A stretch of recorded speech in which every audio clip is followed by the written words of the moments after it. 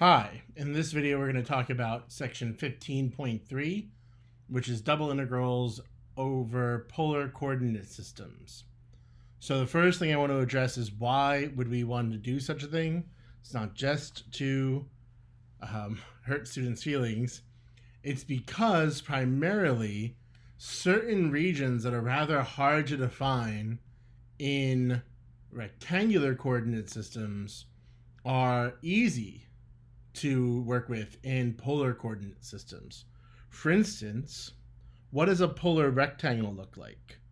So we call this R for rectangle, and we're going to define a bunch of polar coordinates with R between two values A and B, and theta a value between, let's go with alpha and beta. What sort of shape would this define in polar coordinates? Well, we take our axis system, our normal rectangular axis, and we can suppose we have alpha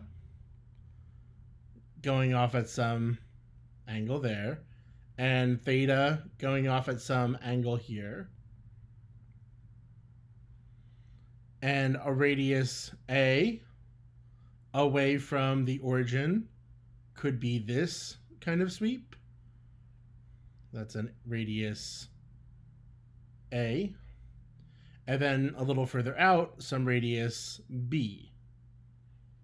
So that would be radius B.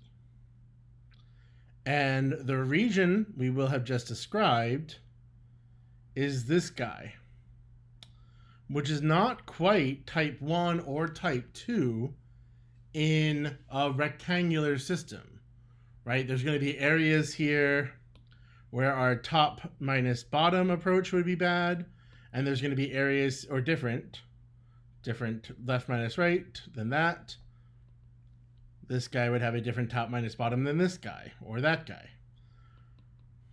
But this is a polar rectangle. This is going to be rectangular in polar. Now, beyond that, as you might have seen in Chapter 10, or maybe at the end of a Calc BC class, you could also do anything with a vaguely circular kind of shape. What do I mean by vaguely circular? Well, we're still going to stick with specific angles, theta equals alpha, and theta equals beta. But if I had any kind of polar type function, something that radiates around the pole or the origin, like G1 of theta, and some other guy, G2 of theta, well, that shape, as odd as it may appear, is also pretty well defined in polar coordinates. And we can find the area of such shapes, or specifically the volume above such shapes, with our same double integral technology. So we can turn our rectangular double integral, the thing we worked with all last time, in x and y, some function in terms of x and y, with a dA. The substitution goes as follows. We're going to let x equal r cosine. This should look very familiar with polar. Y equals r sine. I'm going to put x squared plus y squared would be r squared. This one's going to be an important one to look out for. If you have something that has a lot of x squareds plus y squareds in it, you might want to consider doing polar, even if the problem's not set up that way to begin with.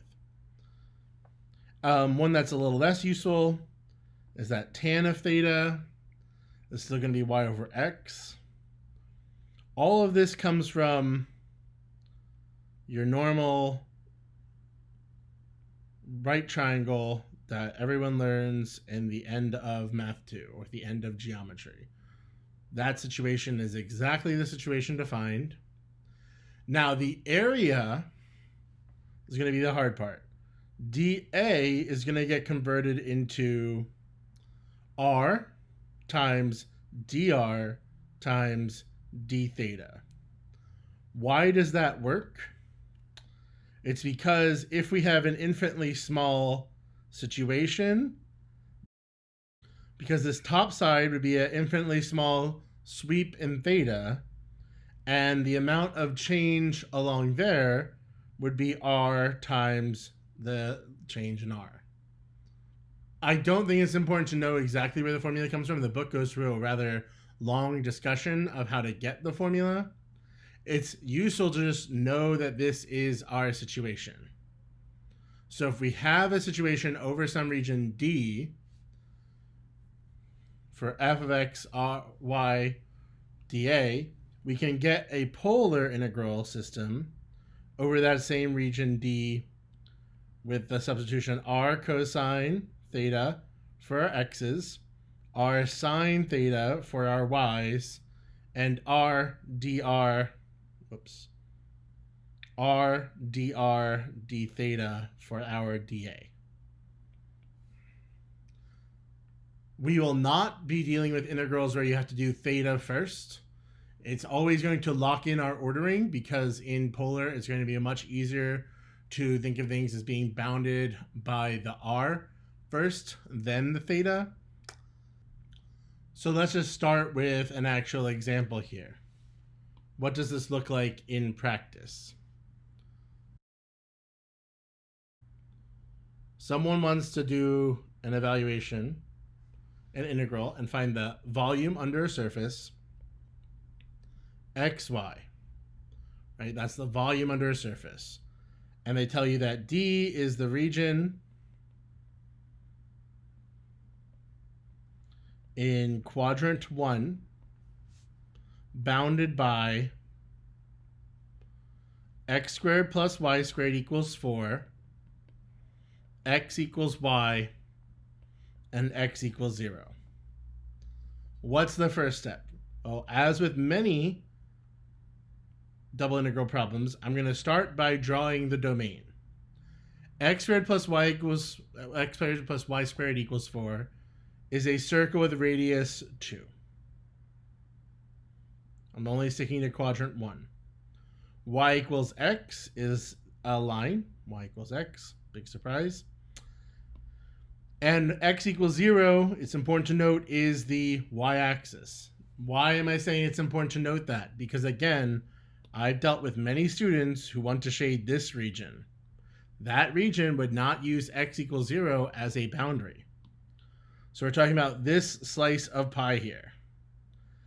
As I talked about the previous slide, it would be rather difficult to describe this in rectangular. It wouldn't be impossible, but the integral would certainly be ugly, right? Instead, we can consider a polar transformation. And one more time, x squared plus y squared equals 4 is a hint that a polar transformation might be useful. It's a circle. Specifically, x squared equals y squared equals 4 is r squared equals 4 or r equals 2. The hardest one would be x equals y, but if this is a slope of 1, then you would know that the tan of theta is also 1. And it becomes pretty quick once you get used to this that y equals x is the line theta equals pi over 4.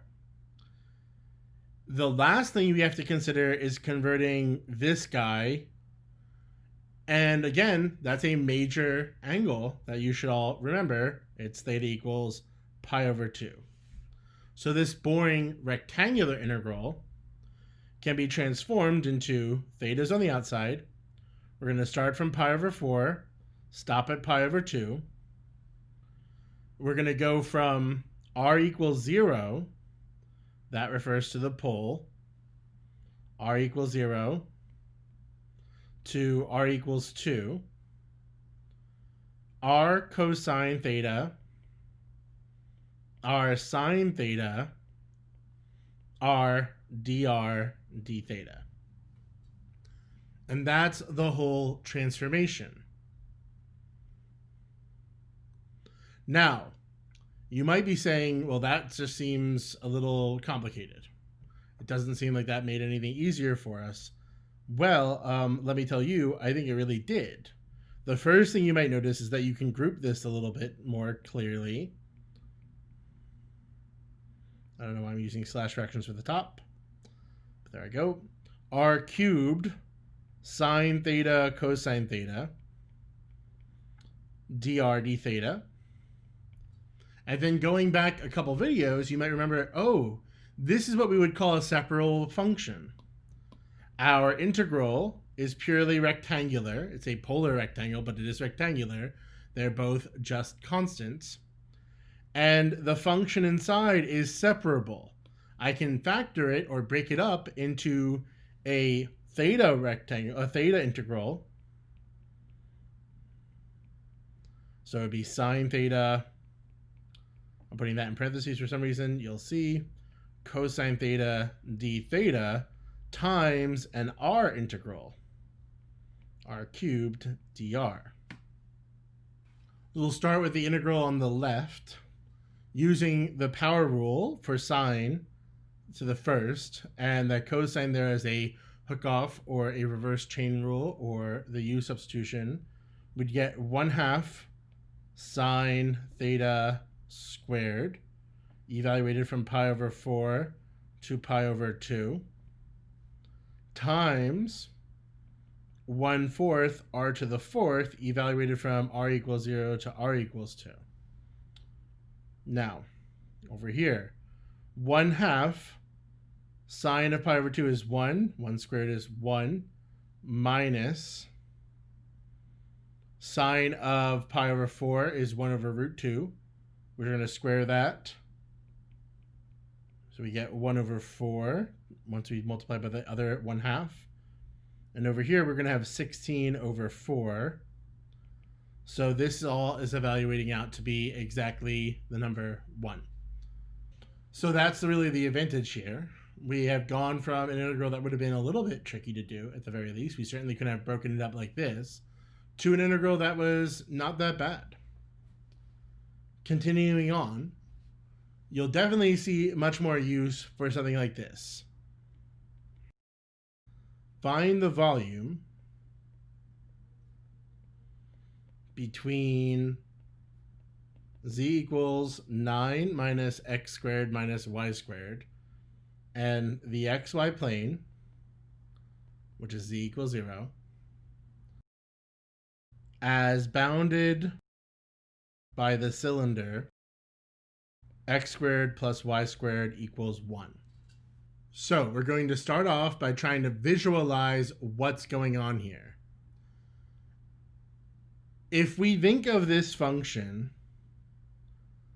that's a inverted or upside down paraboloid, and we're talking about it going down to the xy plane.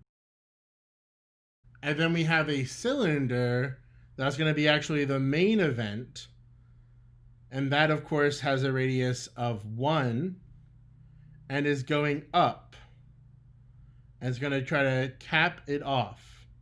Now, we only want to restrict our attention to inside this cylinder. So realistically, when we look at the xy plane, for where are we actually contained in? What area are we actually looking for to find the volume above, so to speak? So it's only the area within that cylinder, and that's why I hope it's clear. We are going to look at the entire unit circle. Now, for the unit circle, it's a little off center, for the unit circle, the polar region should be rather clear. We're going to go from r equals 0 to r equals 1 because we want to go all the way inside the circle. R equals 0 corresponds to the pole. R equals 1 to the very outer side of the circle. And we want everything in between. And we want the full range of theta from 0 to 2 pi. The hardest part might be thinking about what should our double integral look like. Well, of course, our double integral starts out as the volume above that disk, so to speak, and under this function, 9 minus x squared minus y squared, dA. Well, what I've been saying is that if you see this, and you see that x squared minus y squared, you see x squared, you see y squared hanging around, you might want to start noticing, it would be good if you start to notice, how very easy it would be to factor that out and get x squared plus y squared. Because then we're going to go in a short hop, skip, and a jump to a polar iterated integral, 9 minus r squared, r dr d theta. Do not forget the bounds, 0 to 2 pi and 0 to 1.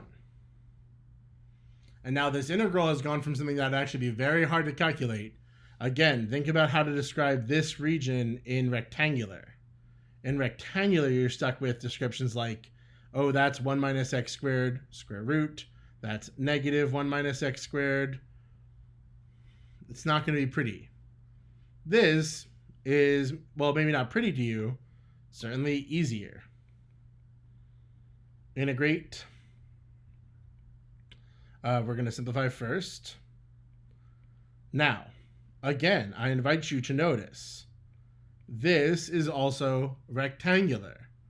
That's one of the main powers here. Is the integrand separable? Yes. So rectangular, does that have any thetas in it? Nope. Does this have any thetas in it? Nope. So we can just break this up into an integral from 0 to 2 pi d theta, that's all the theta stuff, times an integral from 0 to 1 of this 9r minus r cubed junk. Once you see this enough times, this side's actually really easy. Because every time you're just integrating d theta, you're just going to get theta. And, I mean, that's just going to be it. So it's just going to be whatever the bounds were.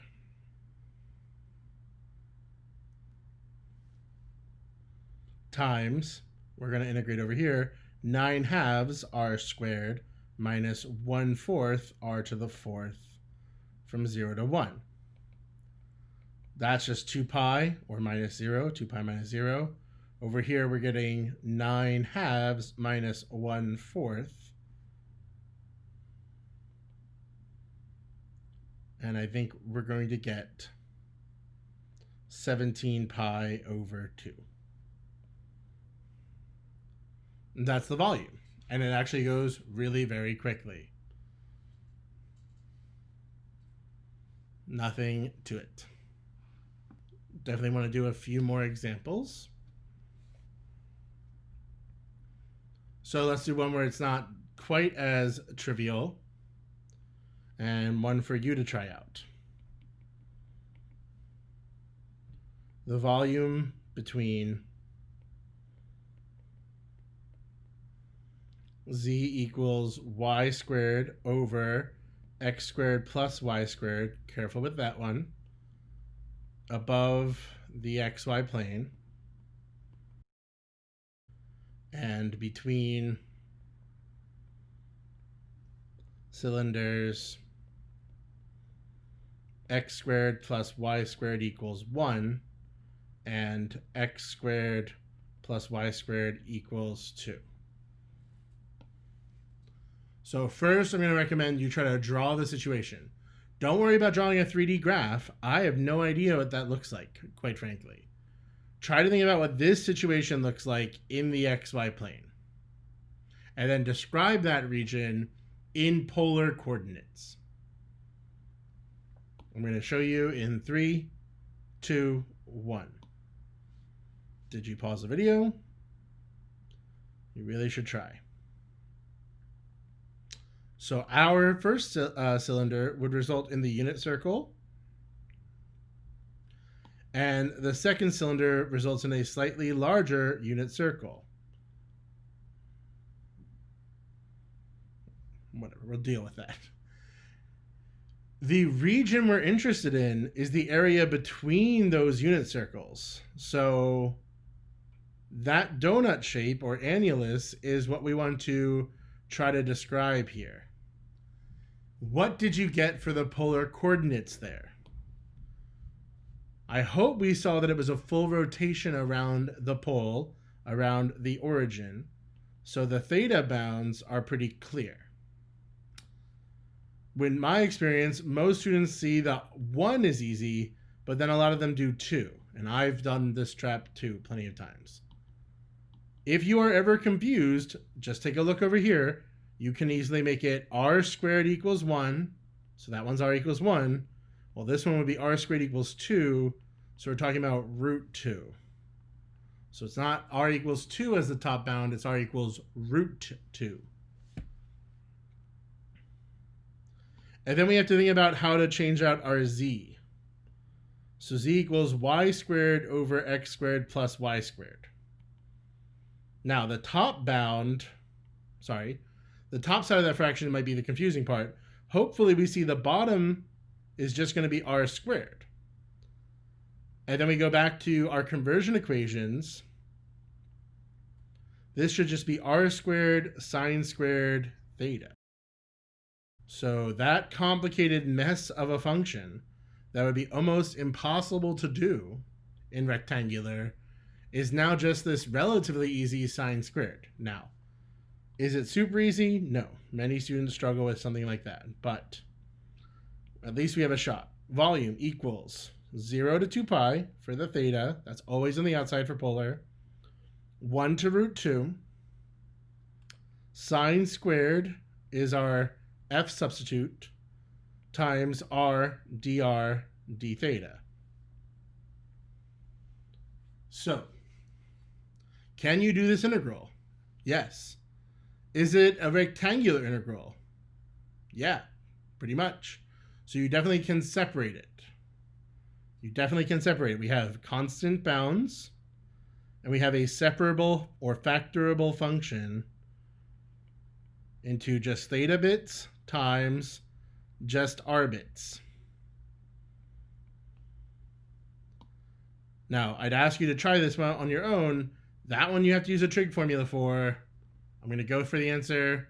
Pause the video now if you want to try it out. 3, 2, 1.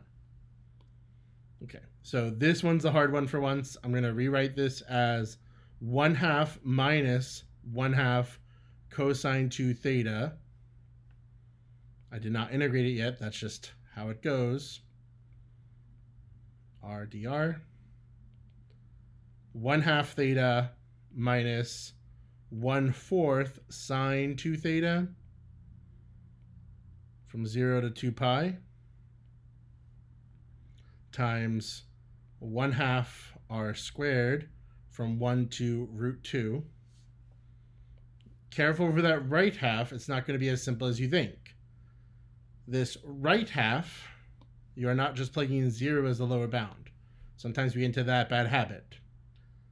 This left half is pi minus 0 minus a big 0. That one is 0. That one is 0. When we plug in 0, when we plug in 2 pi, this is still 0. That's pi.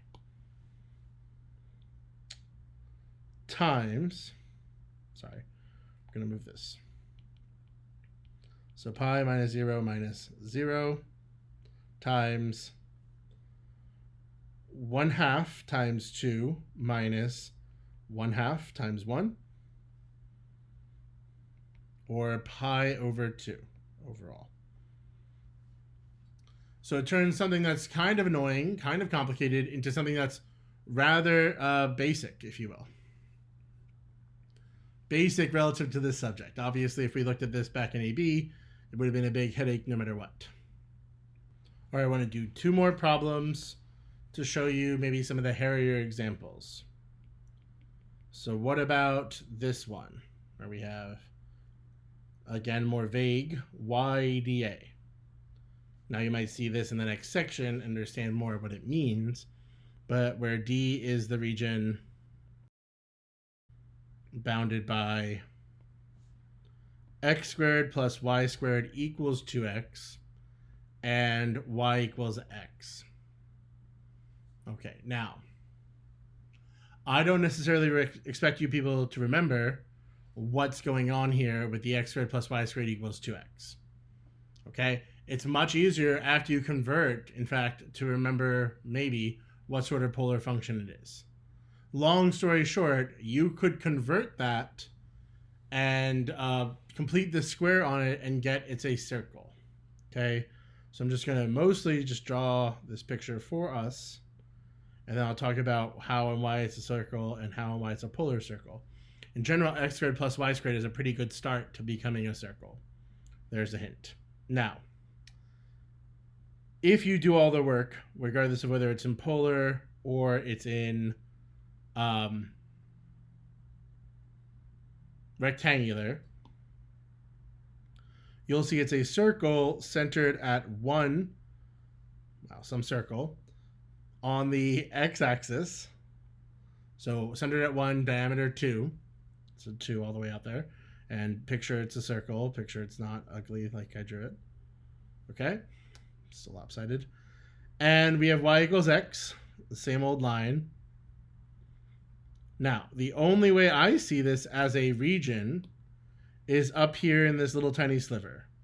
Again, something that's very hard to describe in rectangular for a number of reasons. But we can convert this into polar.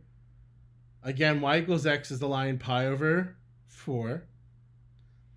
And there's a bunch of things we have to worry about here. We have to worry about, well, if we're starting at pi over 4, I hope that's a little clear, where are we ending? Because we clearly want to radiate out from pi over 4.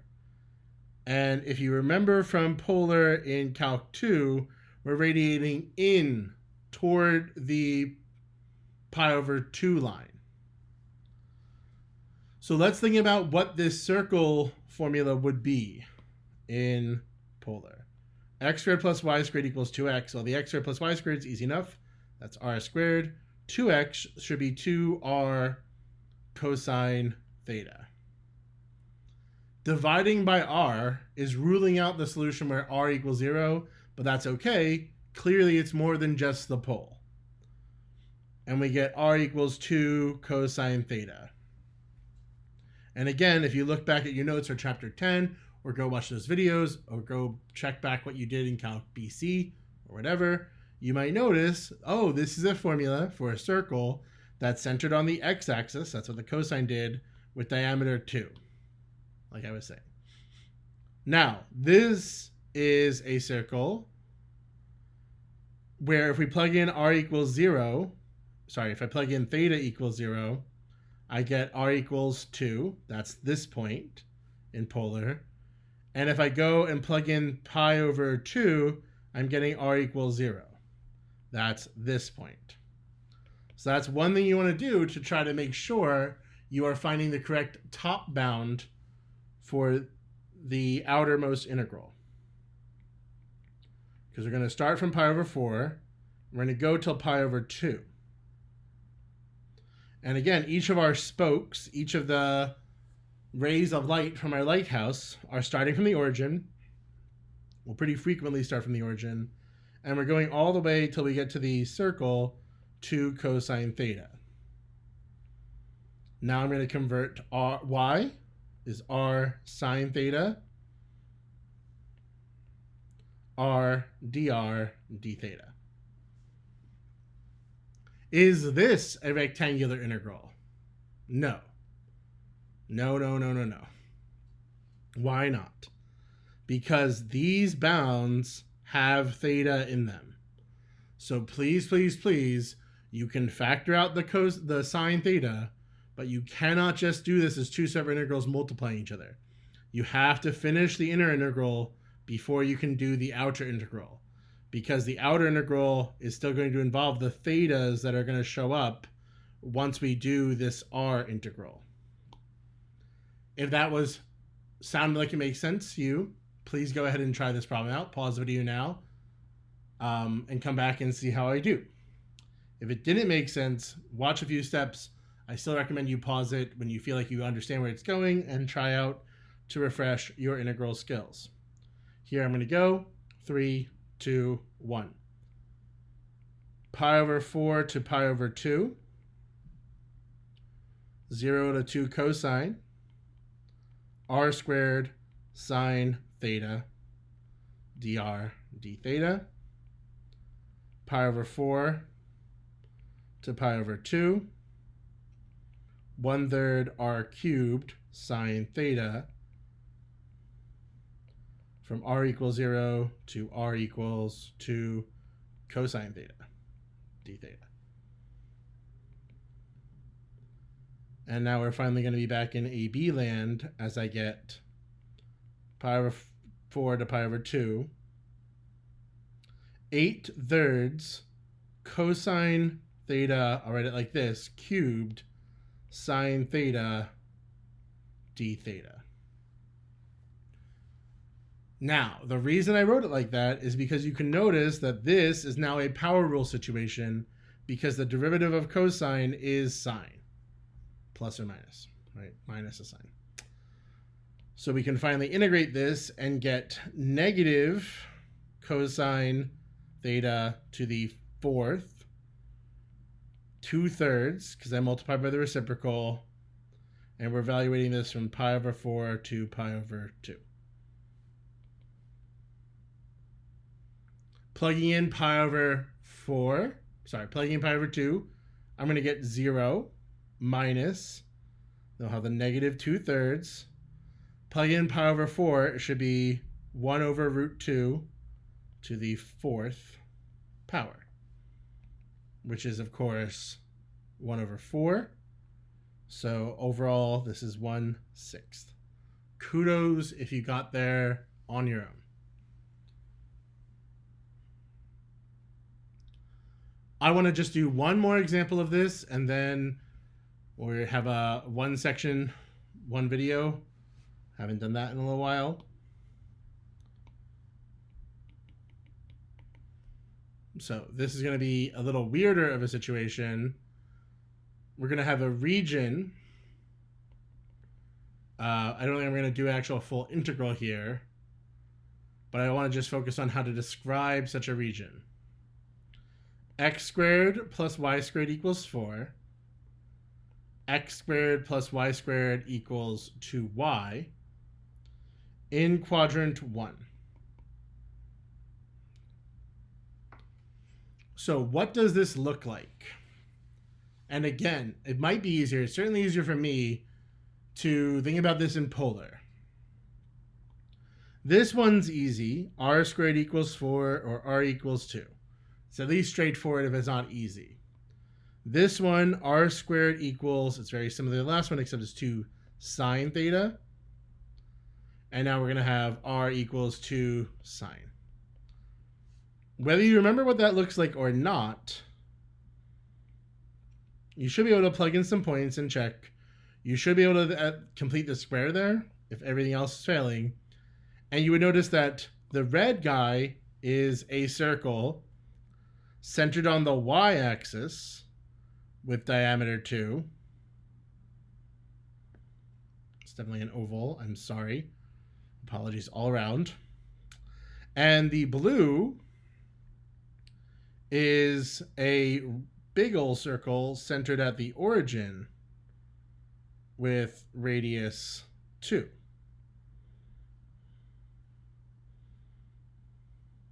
Now we're just going in quadrant 1. So in terms of quadrant 1, what are we meant to be covering here? In terms of quadrant 1, we're talking about between these two shapes, that,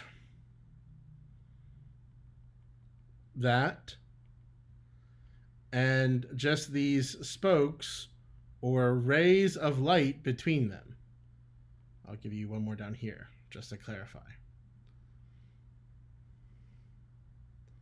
So that weird sweeping shape is between these two r values.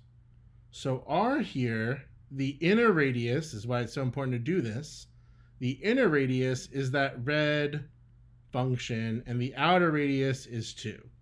This is what it would look like if you're not really bounded by 0 on the bottom. You would have some empty interior hole. that's stopping you from going all the way to the origin where the radius is 0, right? You could picture these rays as being the final parts of rays that are extending out from the origin, but we're meant to leave this blank. And theta, as with anything in quadrant 1 only, who's totally bounded by quadrant 1, is going from from 0 to pi over 2. That's another polar region. And so our integral would go from 0 to pi over 2 sine theta to 2, some sort of function f r dr d theta. Just focusing on the setup here to end the video. I hope this makes sense. Try out some problems. I promise you it's not all that bad. And I'll see you in the next video where we'll talk about applications of this double integral formula to real-world physics type problems. Thanks for your focus. Thanks for your dedication.